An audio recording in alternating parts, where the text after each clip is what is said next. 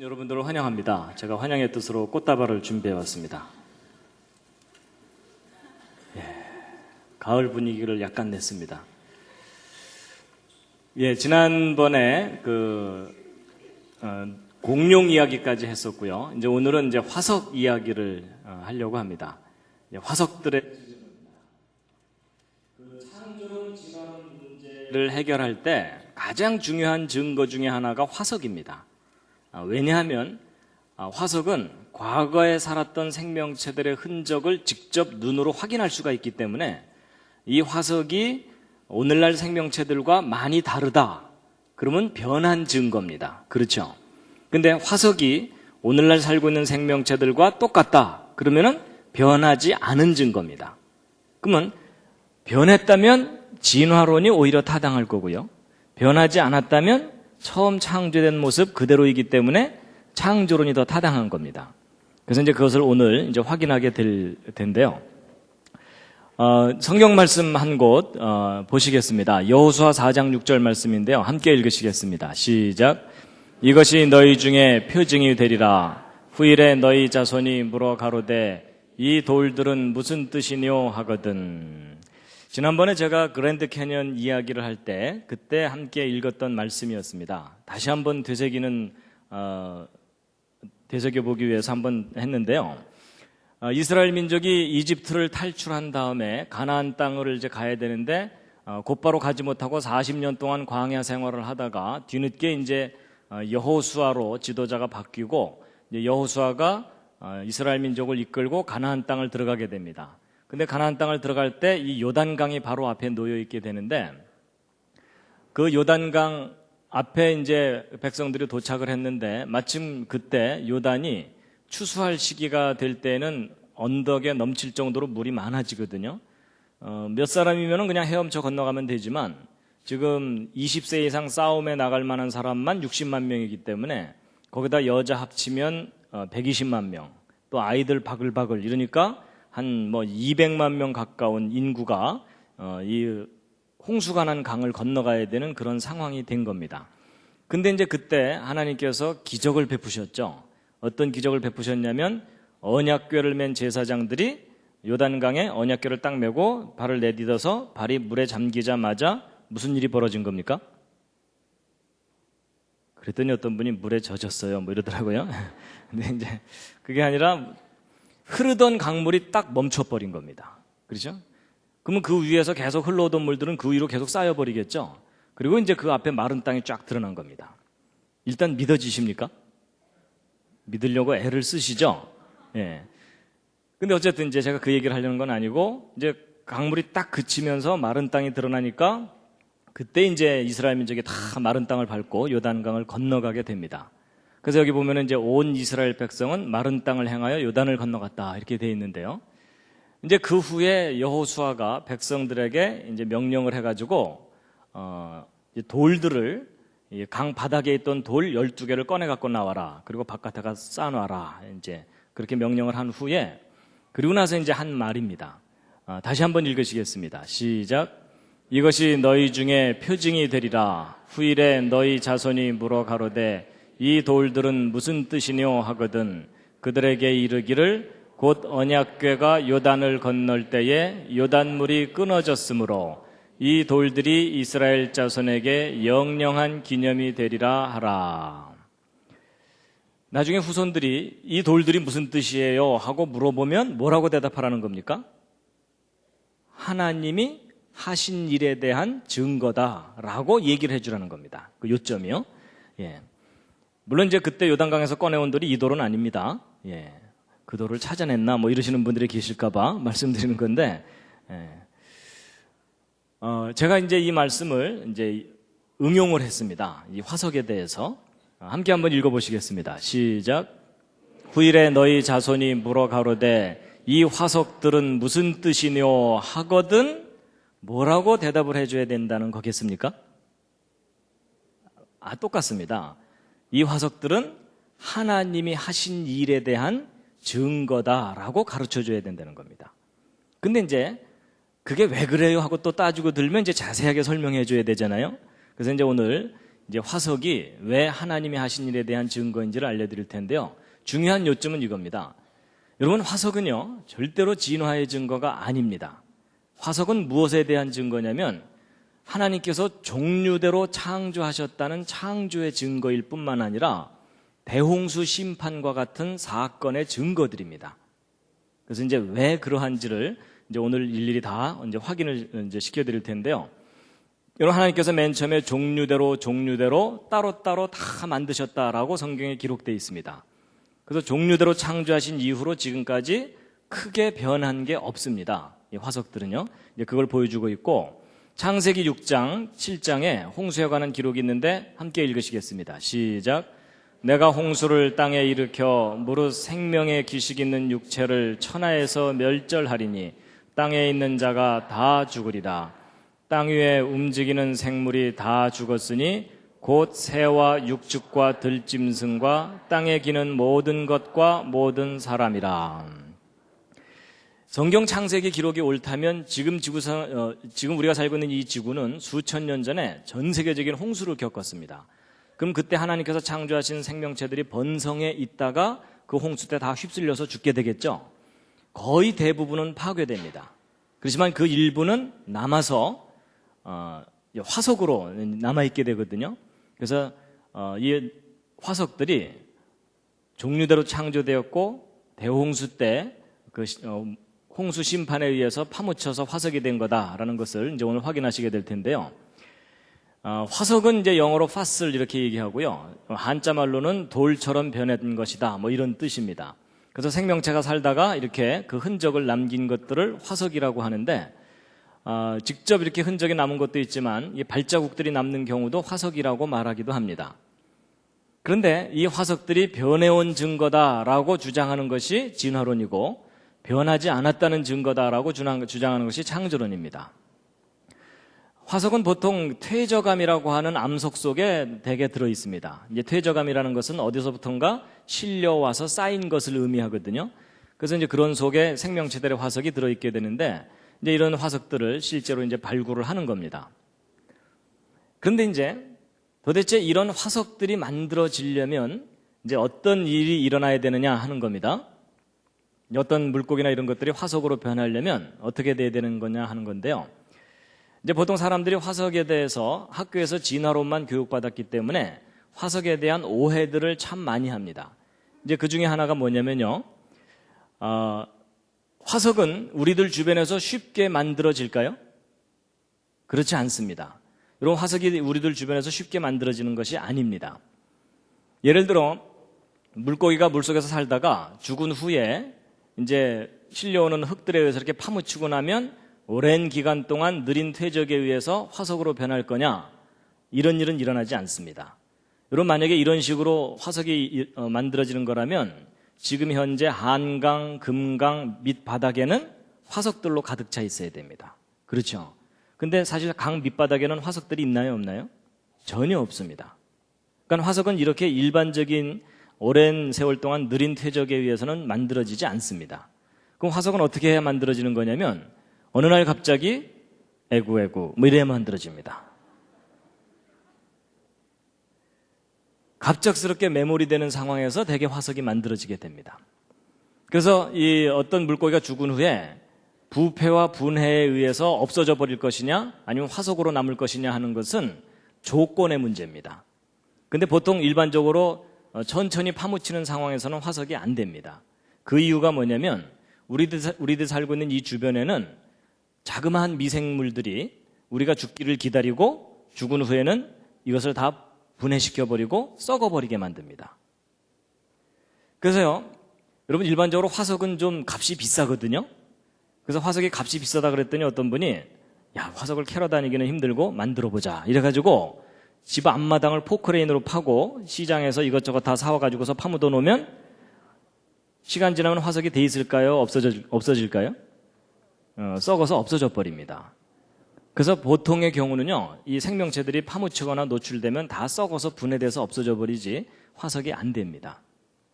그래서 이제 실제로 화석들을 발굴을 해보면 화석들은 어느 날 갑자기 파묻혀서 화석이 됐다는 것을 아주 분명하게 보여주는 그런 증거들이 있는데요. 예를 들어 물고기 화석 중에 이런 화석이 있습니다. 약간 좀 이상하죠? 입부분이 이상하죠? 큰 물고기가 작은 물고기를 입에 딱 물고서 화석이 돼 있는 겁니다. 무슨 상황이요? 안타까운 상황입니다.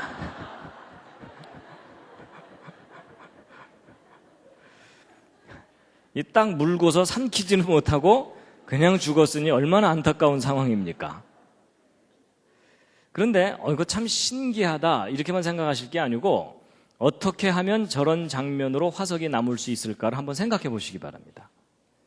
여러분, 얘가 정상적인 상태에서 작은 물고기를 딱 물고 갑자기 심장마비로 죽었다 하더라도 다른 생명체들이 이 물고기를 뜯어먹어 버리지 그게 화석으로 남을 가능성은 거의 없습니다.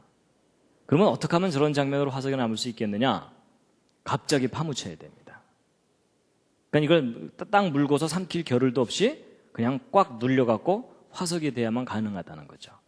그래서 화석들은 갑자기 파묻혀서 화석이 됐다는 것을 분명하게 보여주는데, 이런 화석들이요, 뭐 세계적으로 딱 하나만 있는 게 아니고 조금 드물긴 하지만 여러 개가 발견이 됩니다. 보세요, 이 황당한 표정. 근데 이제 지금까지 것들은 좀 안타까운 상황인데 비교적 행복한 상황도 있습니다. 얘는 그래도 먹고 죽은 거예요. 그렇죠? 그래서 웃고 있잖아요. 근데 여러분, 이 뱃속에 있는 것이 분해되지 않은 상태로 화석이 돼 있어요. 그건 갑자기 매몰돼서 화석이 돼야만 가능하다는 이야기입니다.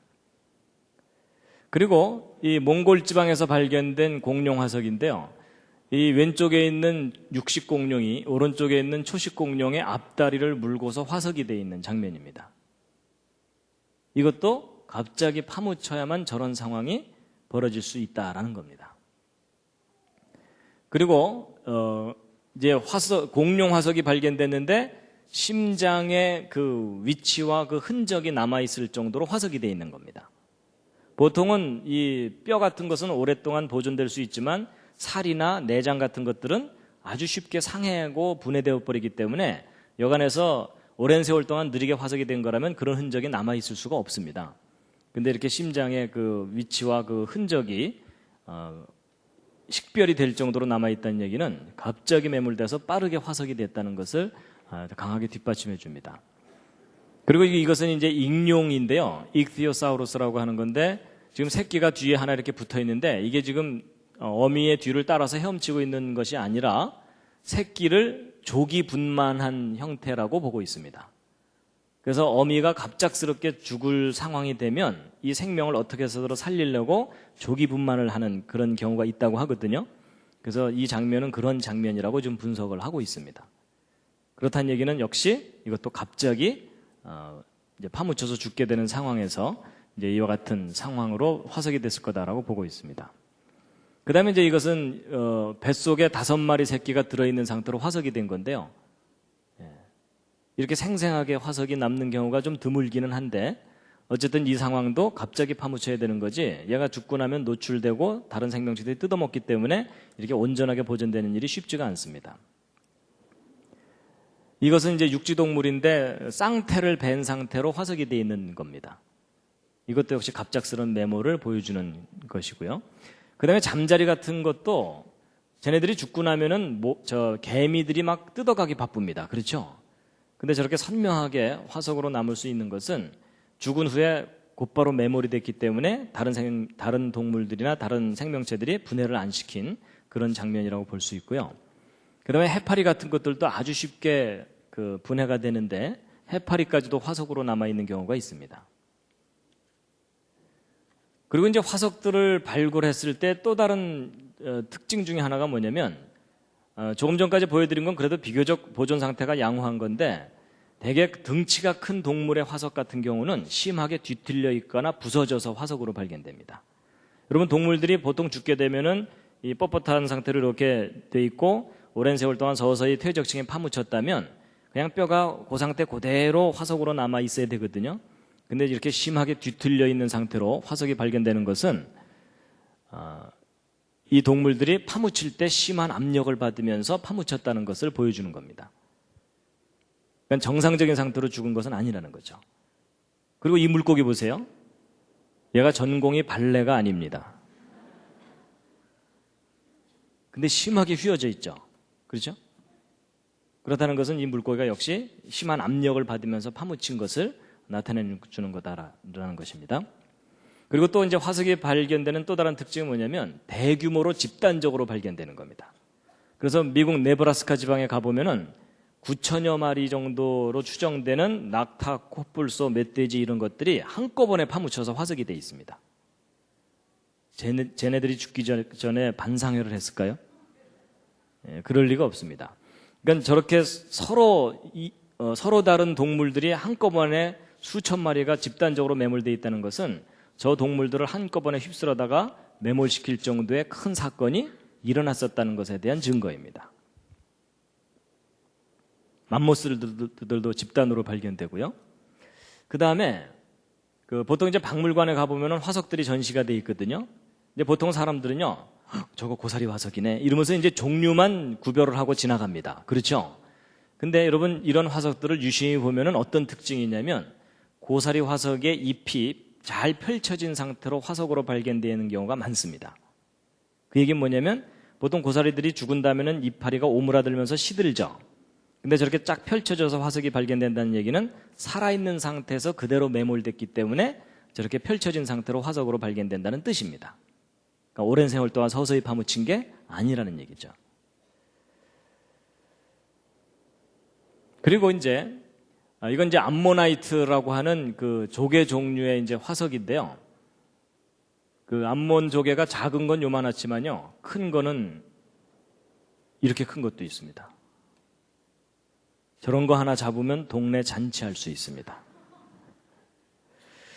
근데 이제 보통 또 사람들이 저거 암모나이트 화석이야 이러고 이제 지나가고 마는데 이런 조개 종류들의 이런 암모나이트 종류들의 화석들을 발견해 보면 특징이 뭐냐면 표면 상태가 비교적 깨끗합니다. 그게 무슨 뜻이냐면요. 그 바닷가에 놀러 가 보시면 알지만 죽은 조개 껍질 표면에는 다른 동물들이 구멍을 뚫거나 또는 다른 동물들이 들러붙어서 살게 되거든요. 그러니까 죽은 후에 오랫동안 노출되게 되면은 그런 세월의 흔적이 남게 됩니다. 근데 전 세계적으로 발견되는 이 암모나이트 이 화석들의 보편적인 특징이 뭐냐면 표면 상태가 깨끗하다는 겁니다. 그 얘기는 뭐냐면 살아있는 상태에서 갑자기 죽었다는 얘기입니다. 그리고 이제 조개 종류 화석은 화석 중에 가장 그 비율이 높게 발견됩니다. 그러니까 화석 중에 제일 많이 발견되는 것이 조개 화석이거든요. 왜냐하면 조개 껍질은 썩지를 않으니까 화석으로 많이 발견되는데, 근데 이 조개 화석들을 발견해 보면 특징이 하나 있습니다. 한번 맞춰보시죠. 조개 화석들이 특징이 뭘까요? 대개의 조개 화석들이 입을 다물고서 화석이 되어 있습니다. 그 바닷가에 놀러 가 보시면 알지만요, 이런 죽은 조개들은 이렇게 그 껍질이 서로 분리가 돼가지고서 이렇게 널려 있는 경우들이 참 많습니다. 그렇죠? 근데 조개 화석들이 입을 딱 다물고서 화석이 돼 있다는 얘기는 죽은 후에 덮여서 화석이 된 게 아니라 살아있는 상태에서 그대로 매몰됐다는 것을 말합니다. 그래서 지금까지 쭉 설명드린 내용의 요점이 뭡니까? 어느 날 갑자기 죽었시오 이겁니다. 그래서 이 화석들은 오랜 세월 동안 서서히 파묻혀서 화석이 됐다라기보다는 어느 날 갑자기 어떤 사건에 의해서 갑자기 파묻혀서 화석이 됐다는 걸 강력하게 보여줍니다. 그게 무슨 사건과 관련이 크겠습니까? 대홍수 심판 사건과 관련이 크다고 보고 있습니다. 삼엽충들도 이렇게 똘똘똘 말려있는 상태로 많이 발견되고요. 그리고 새우 같은 것들도 사실 아주 쉽게 분해되는 것들인데 이렇게 생생한 모습으로 아주 세밀한 부분까지도 그대로 화석으로 남아있다는 것은 갑자기 파묻혔다는 증거라는 겁니다. 그래서 이제 보통 생명체가 죽은 후에는 부패와 분해를 겪게 마련인데 이렇게 화석화가 되는 것은 갑자기 파묻혀서 화석이 되기 때문에 그런다라는 겁니다. 그래서 이제 첫 번째 화석에 대한 이야기를 해드렸고요. 이제 두 번째는 이제 뭐가 있냐면요. 우리가 이제 진화론 교육을 하도 받다 보면은 무슨 생각을 하게 되냐면 어떤 생명체가 파묻혀서 화석으로 변하는 데까지 꽤 오랜 세월이 걸릴 거다라고 보통 생각합니다. 근데 그건 정말 오해입니다. 이런 화석은 아주 짧은 시간 내에 화석화가 일어납니다. 그래서 여러분 이건 보통 나무 화석인데요. 저런 나무 화석이 만들어질 때 어떻게 만들어지는 것인지를 학교에서 배울 때는 어떻게 배우냐면 저 나무가 파묻힌 후에 저 나무 속으로 광물질이 서서히 침투해 들어가서 저게 완전히 돌덩어리로 변할 때까지는 적어도 수만 년, 수천 년 걸린다 이렇게 설명을 듣게 되거든요. 그래서 보통 이런 나무 화석들이 발견되면 와 이게 오랜 세월의 증거다라고 생각하게 되는데 이제 그렇지가 않습니다. 의외로 화석으로 변하는 데 걸리는 시간은 짧은데요. 보통 이제 화석으로 변할 때 생물학적 시간이 필요하냐 지질학적 시간이 필요하냐 이렇게 얘기를 하는 경우가 있거든요. 생물학적 시간이라는 건 뭐냐면 어떤 생명체가 태어나서 죽을 때까지 정도의 시간입니다. 그러니까 몇십 년 정도이죠. 지질학적 시간은 뭐냐면 소위 진화론적 지구과학에서 얘기하는 수만 년, 수십만 년, 수백만 년이라는 긴 시간을 의미합니다. 여러분 어떤 생명체가 화석으로 변하는 데는 절대로 지질학적 시간이 걸리지 않습니다. 구체적인 예를 확인시켜 드리면요. 뉴질랜드 북쪽 섬에 타라웨라라는 화산이 폭발했습니다. 1886년에. 그래서 이제 폭발 후의 모습인데요. 이 화산 폭발 때 화산재들이 쏟아져 나오고 그래가지고 그 주변에 있던 마을을 덮쳐가지고 그 원주민들의 가옥이 막 절반 이상 화산재에 파묻히고 이제 이래가지고 여기는 지금 현재 관광지로 이제 그 개발이 돼 있는 상태인데 근데 이 화산 폭발 때 선교원 하나가 이제 완전히 화산 폭발로 파괴가 됐어요. 그래갖고 이제 여기 살던 사람들도 다 떠났죠. 그런데 30년도 안 돼서 이 선교원 지역을 다시 조사를 해보다가 뭘 발견했냐면 모자가 화석이 돼 있는 걸 발견한 겁니다. 30년도 안 돼서. 그리고 남겨두고 간 햄덩어리가 화석이 됐어요. 몇 년 만에요? 30년도 안 돼서. 우리는 저게 수만 년 걸려야 화석이 되는 줄 알았는데 몇십 년 만에 화석이 된 겁니다. 햄 관리 잘 하시기 바랍니다. 그리고 이제 영국 요크 지방 서쪽 21km 된 곳에 이상한 우물이 하나 있어요. 이 우물은 이제 이 우물에서 물이 뚝뚝뚝 떨어지는데 여기다가 뭔가를 매달아 놓기만 하면 다 화석이 되는 겁니다. 그래서 곰인형 같은 거를 매달아 놓으면 반년도 안 돼서 완전히 돌덩어리로 변하는 겁니다. 왜냐하면 이제 여기서 떨어지는 이 물들이 광물질을 포함하고 있기 때문에 이 광물질들이 아주 빠르게 침투해 들어가서 돌덩어리를 만들어 버리는 겁니다. 근데 저렇게 화석으로 변하는데 몇십 년이 걸리는 게 아니고 1년도 안 돼서 화석이 돼 버리는 겁니다. 그래서 말 안 듣는 분들은 여기다 매달아 놓으면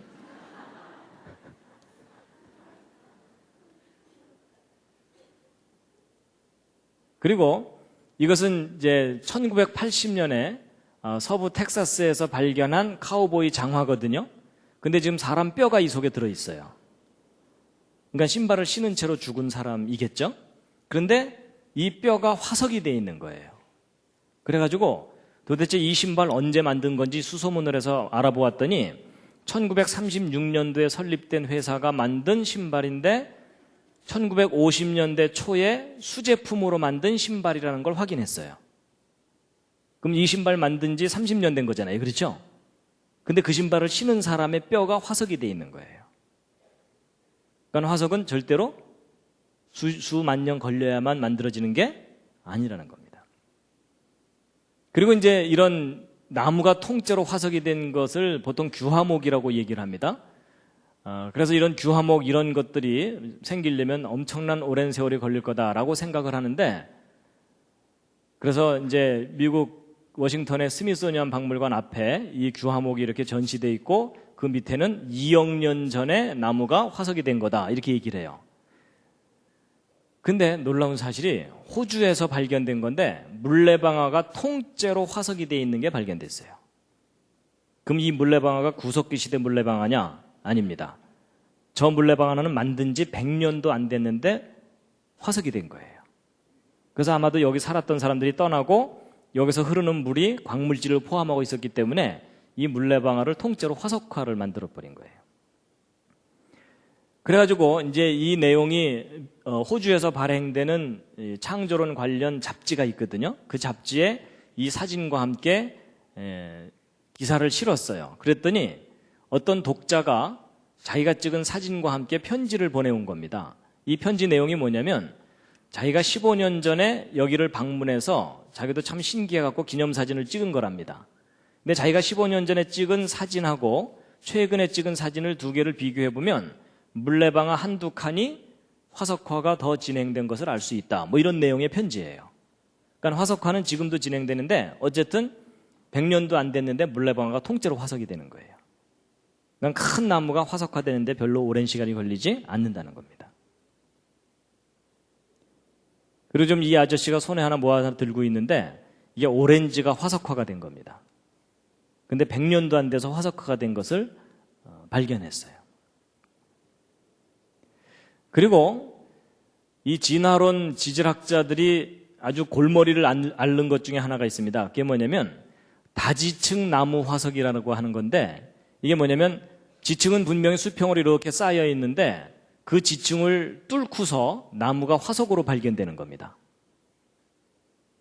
근데 보통 이 진화론적 지질학에서는 퇴적층이 30cm 정도 쌓이려면 평균 5,000년쯤 걸린다 이렇게 해석을 하거든요. 그럼 사람 하나 파묻히려면 몇만 년 걸리는 거예요.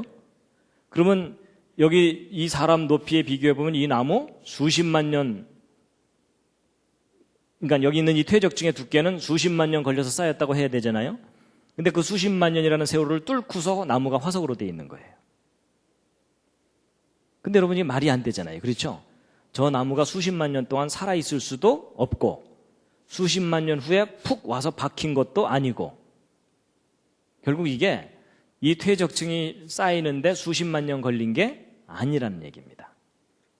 어느 날 갑자기 퇴적층이 쌓이는 와중에 나무가 함께 파묻힌 거라는 겁니다. 그래서 우리로 하여금 이 지구가 굉장히 오랜 세월 동안 형성됐다고 믿게 만들었던 증거들이 그렇지 않다는 겁니다. 그래서 이 다지층 나무 화석은 어떤 사건에 의해서 퇴적층이 갑자기 쌓이는 거지 오랜 세월 동안 서서히 쌓이는 게 아니다라는 걸 보여주는 증거입니다. 그리고 이제 사람들로 하여금 이 지구가 아주 오래되었다고 믿게 만드는 것 중에 하나가 이 동굴입니다. 동굴 구경 가보신 분들 있죠? 보통 동굴 가보면은 그 동굴 얼마나 오래됐다고 설명을 듣게 되나요? 하여튼 수천만 년? 적어도 수백만 년 이상 됐다 이렇게 설명을 듣게 되죠? 왜 그런 설명을 듣게 되냐면 이 동굴 속에서 자라는 이런 것들을 이제 종유석, 석순 이렇게 얘기하는데 위에서부터 고드름처럼 자라 내려온 것을 뭐라 그러죠? 종유석입니다. 그리고 밑에서부터 자라 올라간 것을 석순이라 그러고 아예 기둥이 되어버린 것을 석주 이렇게 얘기합니다. 갑자기 심한 방언이 나왔죠? 예.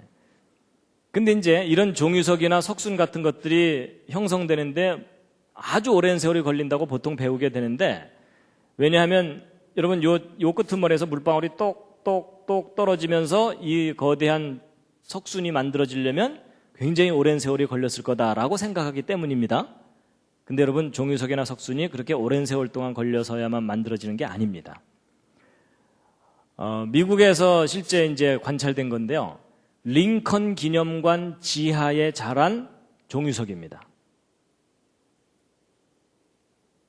그러면 링컨이 뭐 구석기 시대 전쟁 영웅입니까? 아니죠. 그렇죠? 예. 이 건물 만들어진 지 100년, 200년도 안 됐는데 어린아이 크기만큼 종유석이 자란 겁니다. 그래가지고 과학자들이 실험을 해보았는데 80일 만에 종유석이 이만큼 자라는 것도 실험적으로 확인을 했습니다. 그러니까 80일 만에 이만큼 자랐으니까 그러니까 한 3달 정도 만에 이만큼 자랐잖아요. 그러면 30개월이면은 이거 10배 자라겠죠. 그럼 30개월이라고 해봤자 3년도 채 안 되는 겁니다. 그럼 3년 만에 이거 10배 자랐다면 30년이면 그보다 또 10배 자라겠죠. 그러면 저 기둥만한 저 석주도 몇백 년 이내에 다 자랄 수 있다는 얘기입니다. 그러니까 이게 무슨 얘기냐면 종유석이 자라는 것은 조건의 문제이지 시간의 문제가 아니라는 겁니다. 그래서 이건 미국 인디아나주에 있는 어느 메모리얼 빌딩 지하에 석주가 자랐는데 한 4m 자라는데 40년, 그러니까 만들어진 지 40년 된 건물 지하에 4m짜리 석주가 자란 겁니다. 그래서 어떻게 이게 자랐나 이제 확인해 보았더니 이 건물에서부터 약 10km 떨어진 지점에 동굴이 하나 있었습니다. 근데 그 동굴하고 이 건물이 지하수로 연결이 돼 있었던 거예요. 그래서 광물질을 포함하는 지하수가 이 건물이 있는 데까지 스며들어와 가지고 밑에 이제 지하실이 뻥 뚫려 있으니까 글로 물이 뚝뚝뚝 떨어지면서 이 석주가 형성된 겁니다. 근데 이게 수만 년 걸린 게 아니라 40년도 안 돼서 만들어진 거라는 겁니다.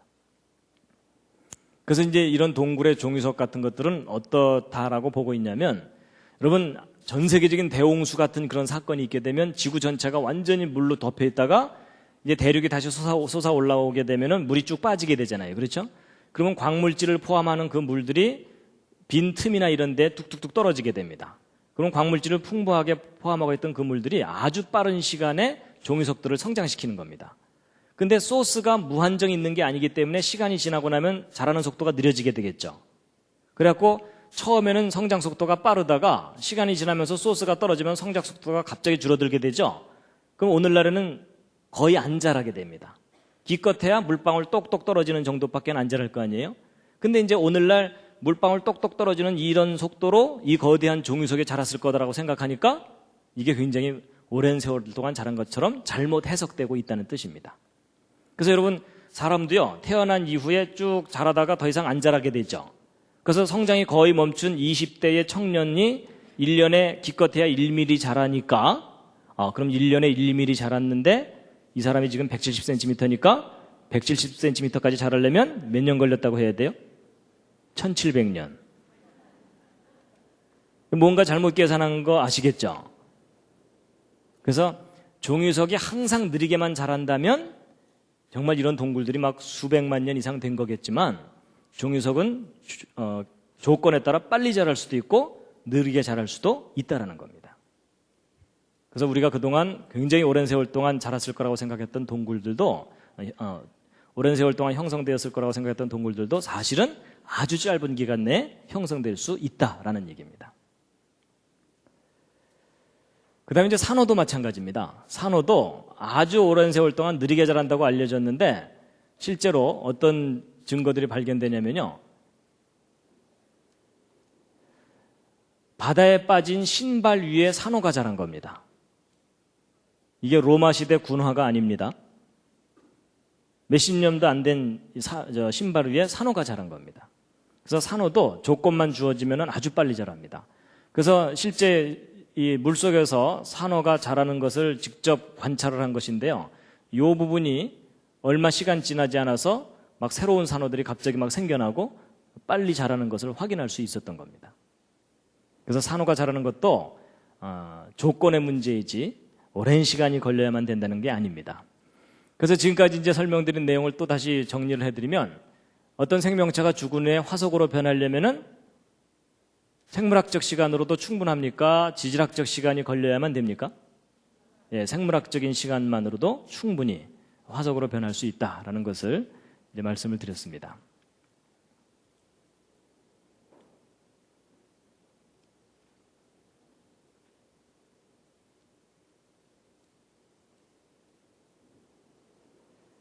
잠시 기지개를 한번 쫙 켜시겠습니다.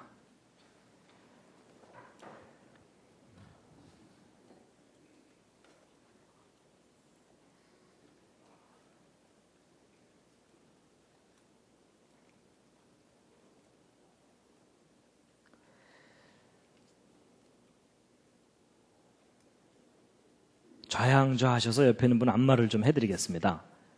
지금 제가 앞에서 보니까 상태가 별로 안 좋으십니다, 다들.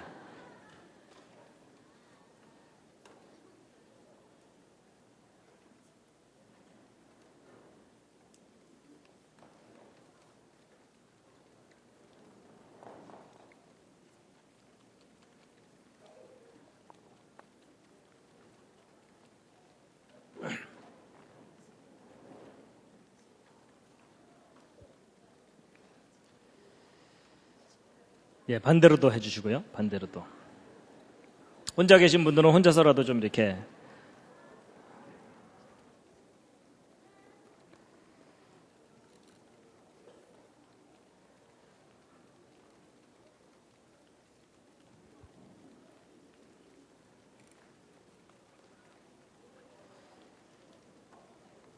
예.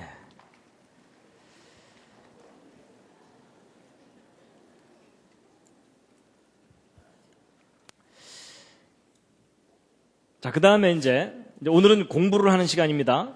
오늘은 별로 안 웃기네 이러시면 안 됩니다. 뭐 제가 맨날 웃길 수는 없습니다. 그 대신 오늘은 사실을 확인하는 시간입니다. 그 다음에 이제 이 부분이 참 중요한 부분 중에 하나인데요. 맨 처음에 서두에 말씀드린 것처럼 화석이 변한 증거냐, 변하지 않은 증거냐 하는 건데요. 이제 우리는 하도 진화론 교육을 받다 보니까 화석으로 발견되는 생명체들은 오늘날 살고 있는 생명체들과 많이 다를 거다라는 생각을 많이 하거든요. 그게 잘못된 지식입니다. 이런 화석을 실제 발견해 놓고 나면 현재 살고 있는 생명체들과 거의 대부분이 똑같습니다. 일부 멸종된 것을 제외하고는 거의 대부분이 똑같습니다. 그래서 제가 뭐 말로 해봐야 우긴다 그러니까 제가 직접 이제 확인을 시켜드릴 텐데요. 여러분 은행 아시죠? 하나씩 드시기 바랍니다. 특히 이 은행은요, 어떤 별명을 갖고 있냐면 살아있는 화석이다라는 별명을 갖고 있습니다. 살아있는 화석, living fossil이라는 말이 무슨 뜻이냐면요, 이 은행나무는요, 진화론에 의하면 중생대에 출현했다고 하는 식물입니다. 근데 중생대라고 하면 지금부터 적어도 막 2억 년 이 정도 되는 거거든요. 막 1억 년, 2억 년 전이에요. 근데 그 아득한, 그 옛날에 출현했다고 하는 생명체가 지금 현재까지도 살고 있잖아요. 그렇죠? 그러니까 진화론적인 관점으로 볼 때 이 은행나무라는 나무는 너무나 특이한 나무인 거예요. 중생대에 출현했는데 아직까지도 죽지 않고 살아있다면 이 은행나무는 상당히 생명력이 끈질긴가 보다. 저거 갈아 마시면 건강에 좋겠구나. 이래가지고 개발된 약이 무슨 약이에요? 예, 진코민 기넥신. 기억나십니까? 예, 실제로 이제 저 은행나무에는 혈액순환을 개선하는 성분이 들어있기 때문에 예, 약효는 있어요. 그리고 우리 한국 은행나무 잎이 특별히 약효가 높다고 합니다. 예, 근데 어쨌든 그래갖고 막 이 그 은행나무는 다른 식물과 달리 1억 년 이상을 끈질기게 살아온 나무다. 그래갖고 화석으로만 발견돼야 되는데 현재 살아있으니까 얼마나 신기해요. 그래서 이런 것을 살아있는 화석이라고 이름을 붙였어요. 그래서 살아있는 화석이 몇 개 안 되는 줄 알았거든요. 근데 이제 화석을 다 발견하고 났더니 다 살아있어요. 그러니까 저 예전에는 몰랐기 때문에 몇 개만 살아있는 줄 알았는데 알고 봤더니 화석이나 오늘날 살고 있는 거나 다 똑같아요. 그래서 이제 그걸 이제 보실 텐데요. 플라타너스 아시죠?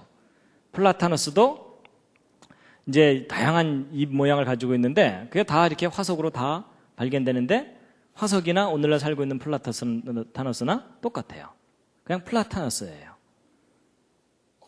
그리고 이제 단풍 나무 잎 같은 경우도 화석하고 실물하고 그냥 똑같아요, 다. 그래서 이런 단풍들도요,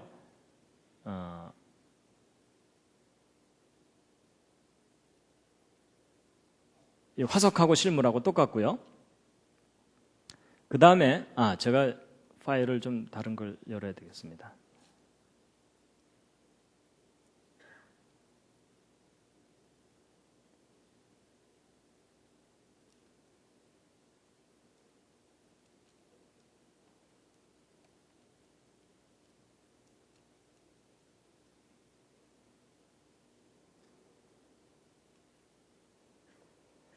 예, 단풍도 이제 화석하고 오늘날 살고 있는 것하고 잎 구조나 이런 것들이 다 똑같고요. 이제 풍나무라고 하는 것도 화석하고 실물하고 똑같고, 그다음에 야자수도 오늘날 살고 있는 것과 화석하고 똑같고, 앞으로 계속 보여드리는 것의 주제는 뭐냐면 똑같습니다. 예, 그냥 이제 확인만 하시면 됩니다. 밤나무도 화석으로 그대로 발견되고, 너도 밤나무. 예, 뭐 왜 이름이 이렇게 붙었는지 아시겠죠? 예. 똑같고 굴피나무도 뭐 버드나무도 하여튼 우리가 알고 있는 모든 생명체들이 화석이나 실물이나 똑같습니다. 다. 목련도 그대로 발견되고 달에도 똑같이 발견되고 오리나무도 이건 오리나무가 아니라 포플러입니다. 그다음에 느티나무도, 그리고 물부추 이런 것들도 똑같고.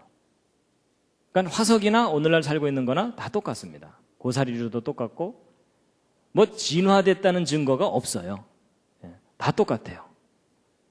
그랬더니 어떤 분이요, 색깔이 다르네 뭐 이러시더라고요. 그런 분들은 잘 돌봐드려야 됩니다.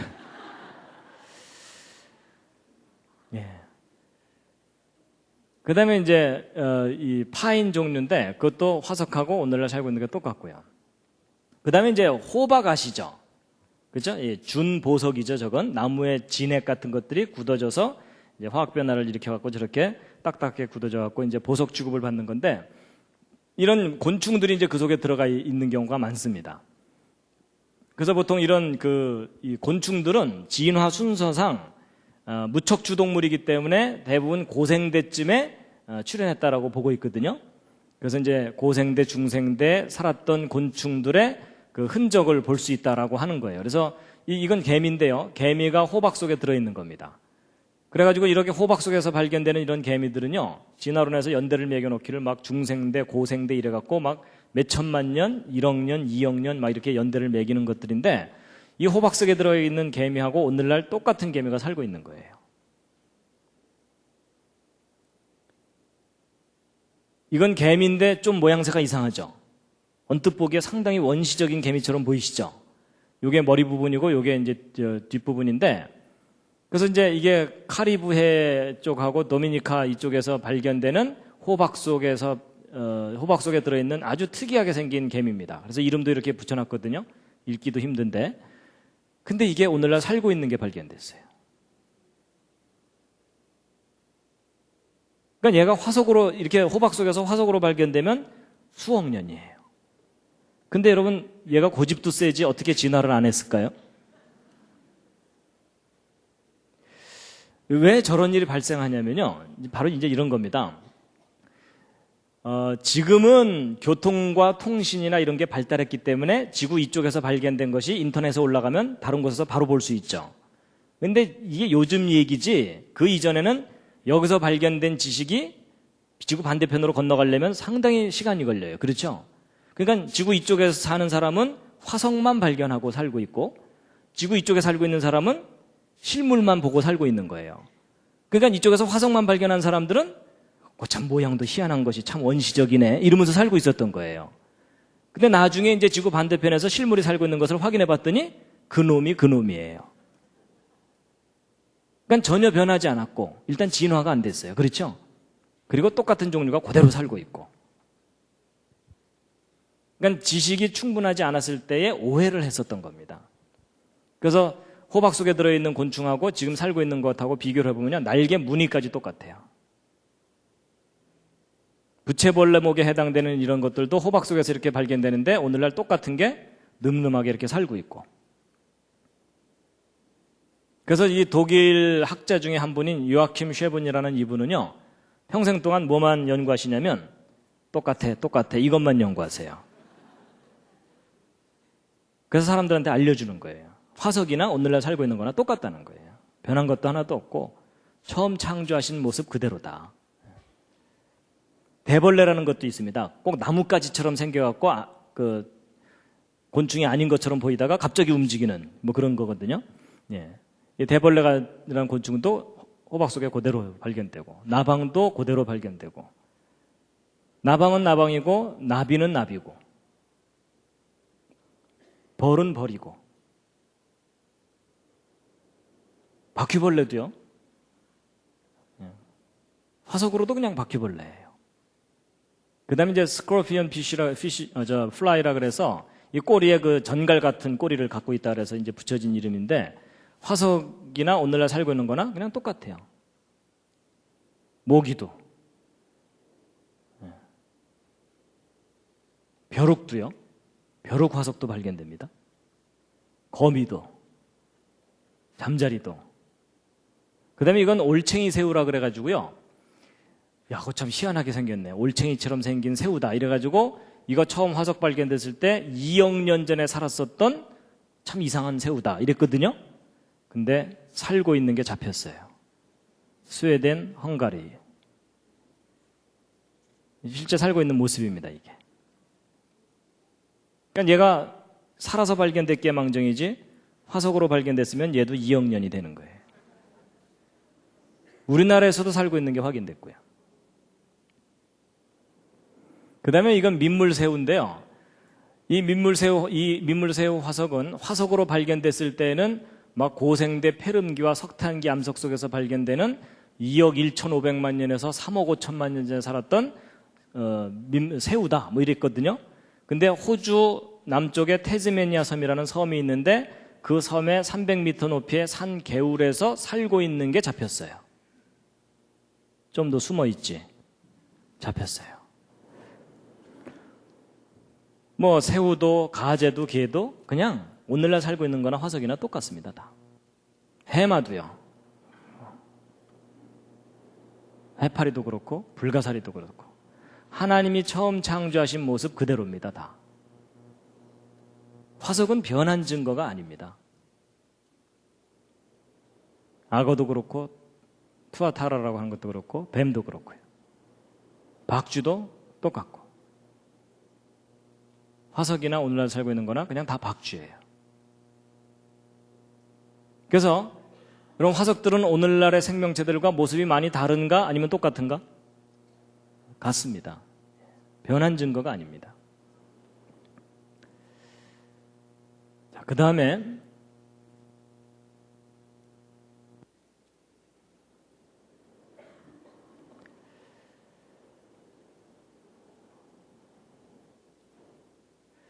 이제 뭐가 있냐면요. 진화론을 배울 때 표준 화석이라는 걸 배웁니다. 표준 화석이라는 게 뭐냐면 지질시대, 그러니까 이건 다 진화론에서 얘기하는 건데 뭐 고생대, 중생대, 신생대라고 하는 그런 지질시대에 어느 일정한 시기에만 생존했던 생명체의 화석을 표준 화석이라고 합니다. 그래서 이 지질시대를 구별하는 표준 화석들이 있었다라고 진화론에서 얘기하거든요. 근데 정말 그런지를 이제 확인해 봐야 되는데 여러분 이제 진화론에서는 고생대, 중생대, 신생대라는 시절이 있었고 지난번에 제가 말씀드렸던 공룡 있죠? 공룡은 중생대 표준 화석입니다. 그래서 진화론에서는 공룡 화석 발견되면 그거 발견된 퇴적층은 다 무슨 시대? 중생대 이렇게 얘기하는 겁니다. 그래서 이제 지난번에 이 공룡과 사람이 함께 살았다는 증거들을 다 보여드렸었기 때문에 이제 공룡 얘기는 오늘 안 할 거고요. 이 고생대 표준 화석이라고 하는 것들을 이제 확인시켜 드릴 텐데요. 고생대 표준 화석 중에 하나가 이제 바다나리 같은 겁니다. 여러분 이게 이제 바다나리 화석들이거든요. 어떤 분들은 이거 보고서 배추 화석이라고 끝까지 우기시는데 이게 이제 배추가 아니고 바다나리라고 하는 이 백합처럼 이렇게 펼쳐져 있는 이름은 나리인데 동물로 분류된다고 합니다. 그래서 이제 이런 화석들이 발견되면 와 이거 고생대에 살았던 바다나리 화석이다 이래가지고 막 2억 년, 3억 년 연대를 매겨놓은 박물관에 가면 그렇게 이제 연대 매겨놓은 화석입니다. 그런데 이 바다나리가 오늘날 살고 있는 것들이 다 확인됩니다.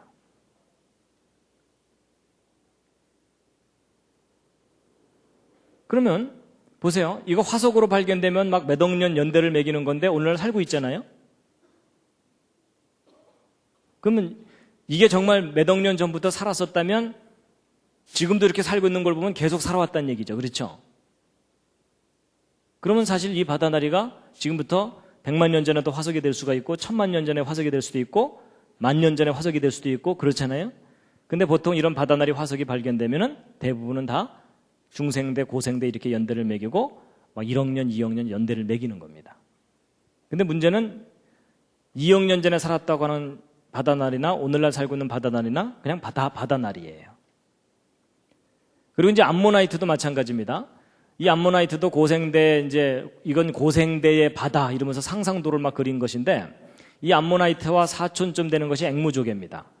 근데 오늘날 앵무조개가 이렇게 살고 있는 게 잡혔어요. 그 다음에 이제 스트로마톨라이트라 그래서요. 이거는 이제 박테리아들이 우글우글 번식해가지고서 이게 덩어리 져서 살고 있는 거거든요. 근데 그게 이제 화석이 된 겁니다. 그래서 이제 이 스트로마톨라이트라는 것은 특히 이 진화론에서 지구상에 산소를 공급해준 생명체다라고 특별하게 여기는 것입니다. 그래서 이런 것들이 화석으로 발견되면 막 몇 억 년이라는 연대를 매기는 화석이에요. 그런 생명체 화석인데 오늘날 살고 있는 것들이 발견됐어요. 카리브해 연안에 살고 있는 거예요. 여러분, 이게 돌덩어리가 아니고요. 이 사이아노박테리아들이 이렇게 뭉쳐서 살고 있는 겁니다. 여러분, 이건 타임머신이 아닙니다. 호주 서쪽에 상어만이라고 하는 곳에 가면 이렇게 우글우글 살고 있어요. 얘네들이 화석으로 발견되면 몇 억 년인 거예요. 그 다음에 이제 삼엽충도 고생대의 대표적인 표준화석들인데, 그래서 이런 거 발견되면 막 몇 억 년 이렇게 연대를 매기는 건데, 어느 삼엽충 한 마리의 기구한 운명을 소개해 드리겠습니다.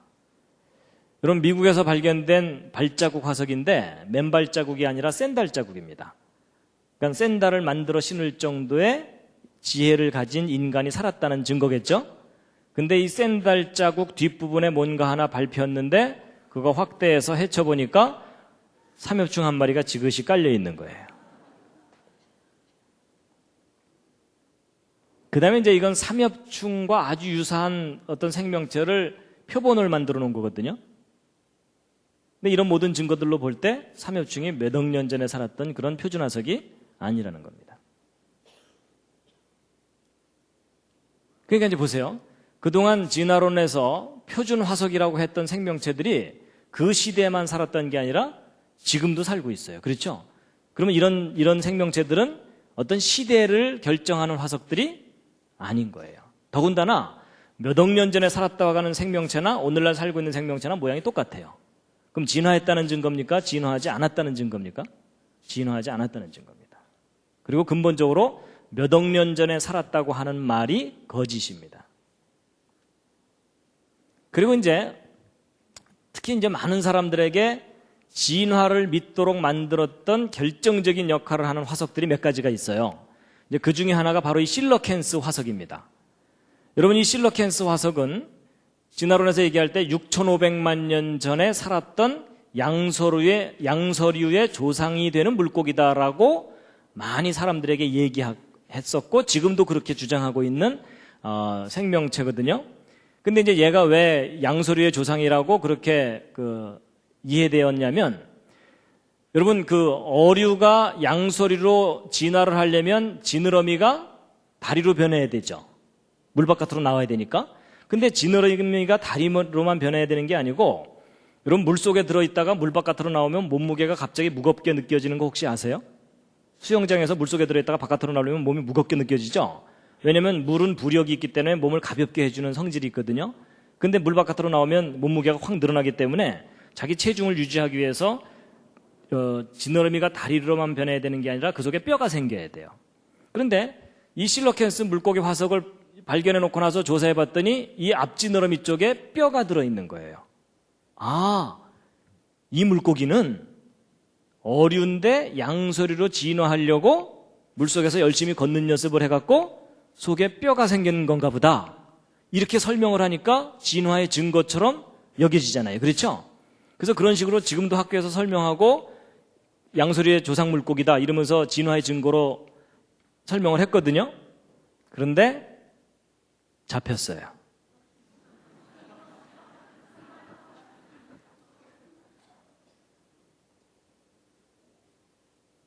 (1950년대) 잡혔어요.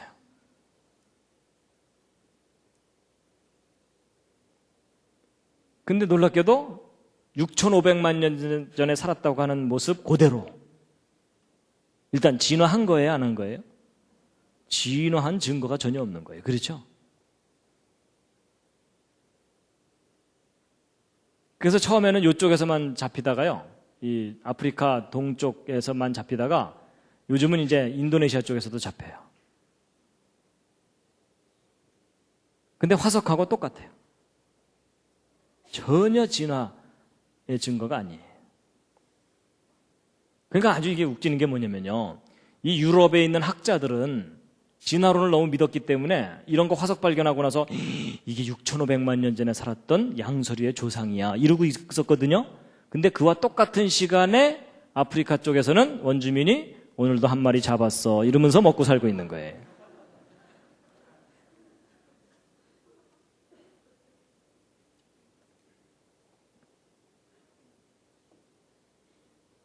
인도네시아 쪽에서도 잡고. 그 다음에 이건 투구개라고 하는 것의 화석이거든요. 마치 그 투구를 쓴 개다 뭐 이런 거예요. 영어로는 호수슈 크랩이라고 해서 말편자 같이 생긴 개다 이렇게 얘기를 합니다. 그래서 특히 요 화석은요, 지금부터 1억 4,500만 년 전에 살았던 투구개 화석이다라고 박물관에 연대까지 매겨놓은 화석이에요. 근데 오늘날 똑같은 게 살고 있어요. 그러면 이 두 개가 서로 진화가 일어났다고 할 정도로 큰 차이가 있냐? 그렇지 않습니다. 여러분 옆에 앉은 분하고 여러분하고 모습이 다른 정도 차이밖에 없어요. 그럼 여러분 어느 쪽에서 어느 쪽으로 진화하신 겁니까? 근데 이 정도가 아니라 이렇게 우글우글 살고 있어요. 산란기가 되면 바닷가 쪽으로 막 몰려 나와요. 여러분 이 아이는 중생대 아이가 아닙니다.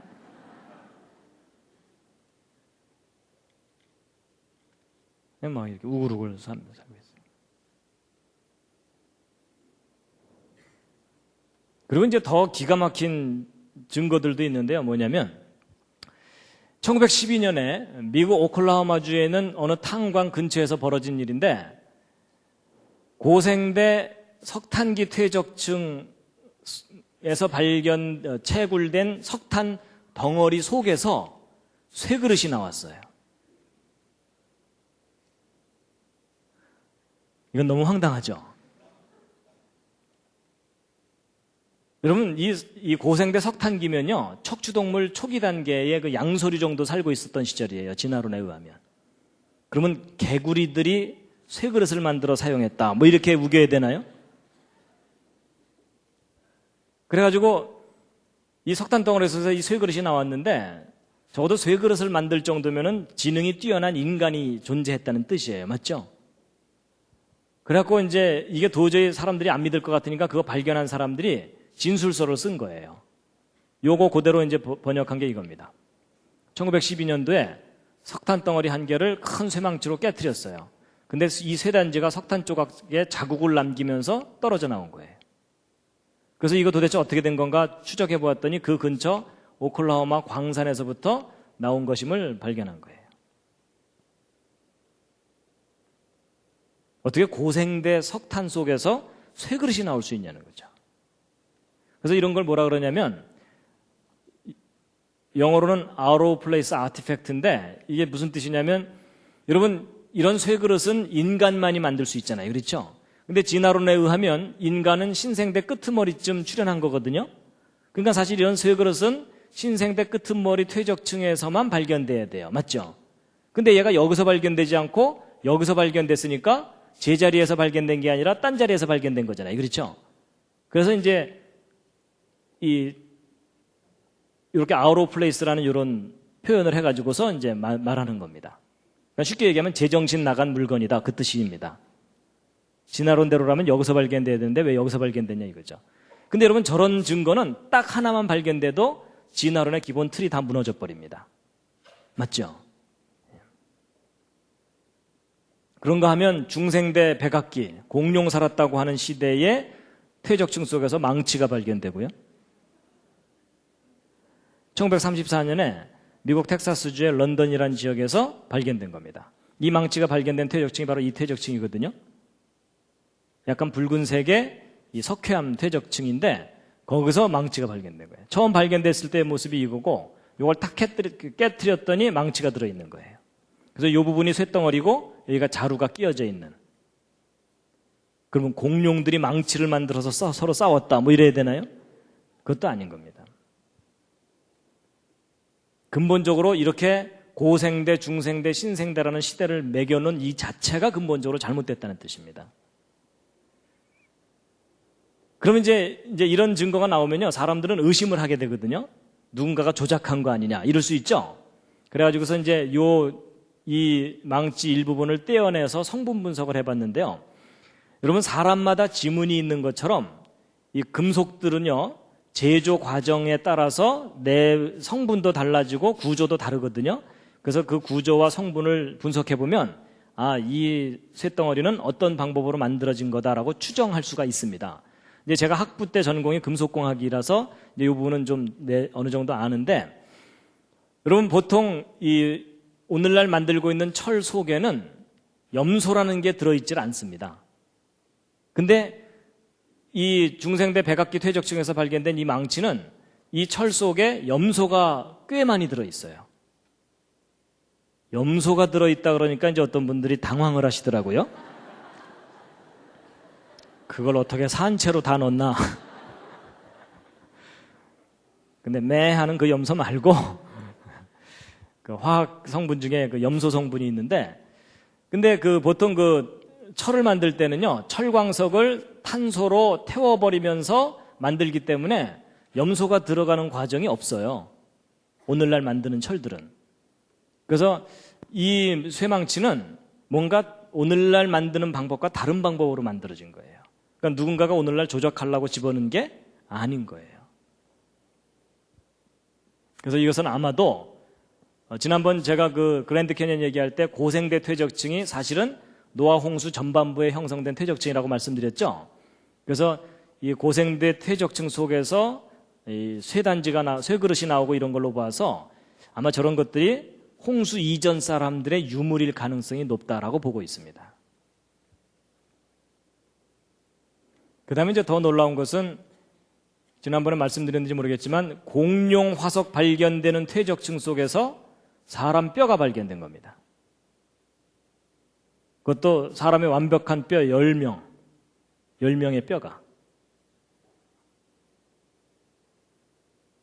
결국 무슨 얘기냐면 고생대, 중생대, 신생대라는 이런 시대는 진화론적인 허구적인 시대이지 실제 지구 역사 속에 저런 시대는 없었습니다. 사람 손가락도 발견되기도 하고요. 시간이 많이 안 남았으니까 시간이 많이 갔기 때문에 제가 좀 줄이겠습니다. 그리고 중생대 백악기 퇴적층 속에서 고양이 발자국 화석도 발견됐어요. 여러분, 고양이는 포유동물에 속하기 때문에 중생대 이후 동물이거든요, 진화론에 의하면. 그러니까 이 진화론에서 진화됐다는 순서하고 전혀 안 맞는 화석들이 마구마구 발견되는 거예요.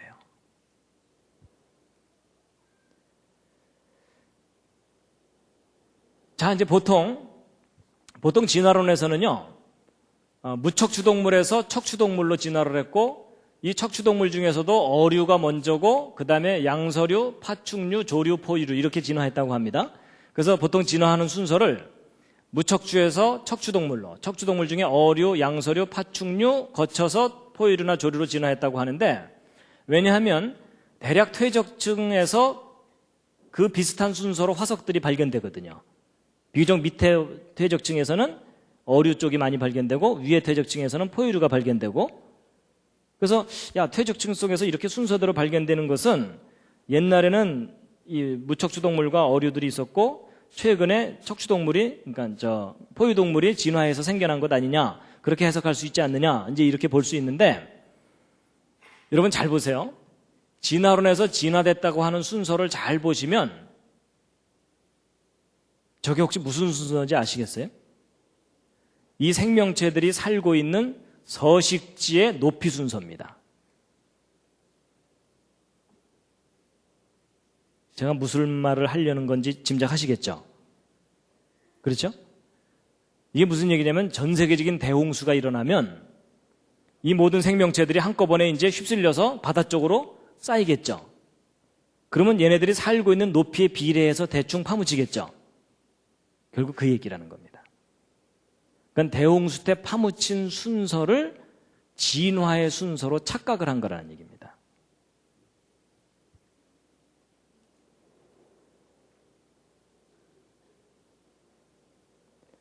그래서 지금까지 이제 화석에 대해서 쭉 설명드린 내용을 정리하고 이제 오늘 마치겠습니다. 자, 이제 크게 5가지 얘기를 제가 말씀드렸는데요. 자, 첫 번째, 화석 형성의 주 원인은 느린 퇴적이다, 빠른 매몰이다. 빠른 매몰에 의해서 화석이 만들어진다는 거고요. 그 다음에 그것이 화석으로 변하는 데 걸리는 시간은 꽤 오랜 시간이 걸린다, 비교적 짧은 시간이면 된다. 비교적 짧은 시간에 충분히 화석이 될 수 있다는 겁니다. 그 다음에 현재 살고 있는 생명체들과 화석을 비교해보면 진화되었다, 아니면 변하지 않았다? 처음 창조하신 모습 그대로를 유지하고 있다. 이게 옳다는 거고요. 그 다음에 표준화석이라는 것이 실제 존재한다, 존재하지 않는다? 표준화석이라는 건 실제 존재하지 않습니다. 그 다음에 퇴적층에서 발견되는 화석들의 순서는 진화의 순서다, 아니면 서식지의 높이 순서다? 서식지의 높이 순서라는 겁니다. 그 다음에 이제 화석에 대해서 한 가지, 지난번에 제가 맨 첫 번째 강의에서 말씀드렸던 건데요. 여러분, 진화론의 가장 큰 문제점은 무슨 증거가 없다는 거라 그랬죠? 연속적인 중간 단계 화석의 증거가 없다는 거라 그랬죠? 화석을 아무리 뒤져봐도 이 도마뱀에서 새로 변화가는 것에 대한 이 연결고리의 연속적인 중간 단계 화석이 없다는 겁니다. 화석에서 가장 큰 문제점입니다, 이게.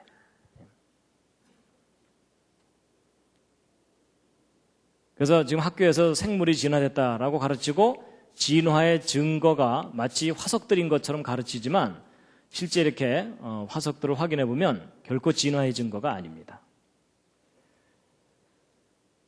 근데 문제는 지금 학교에서 진화론만 가르치고 있기 때문에 문제가 심각합니다. 학교에서 진화론만 교육받고 나면요, 대부분이 무신론자가 되어버립니다. 성경이 믿어지지 않게 돼 있고.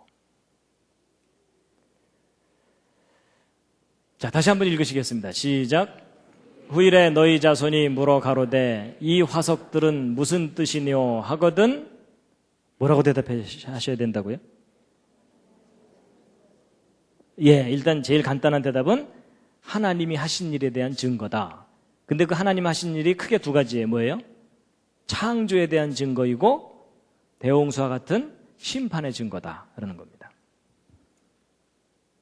그래서 종류대로 창조하신 그 모습을 그대로 화석들이 보여주고 있고, 그리고 하나님께서 홍수로 심판하실 때 휩쓸렸던 생명체들이 갑자기 파묻혀갖고 아주 빠르게 화석이 돼갖고 지금까지 남아있는 거다라는 겁니다. 물론 화석들이 대홍수 심판 때만 형성되는 건 아닙니다.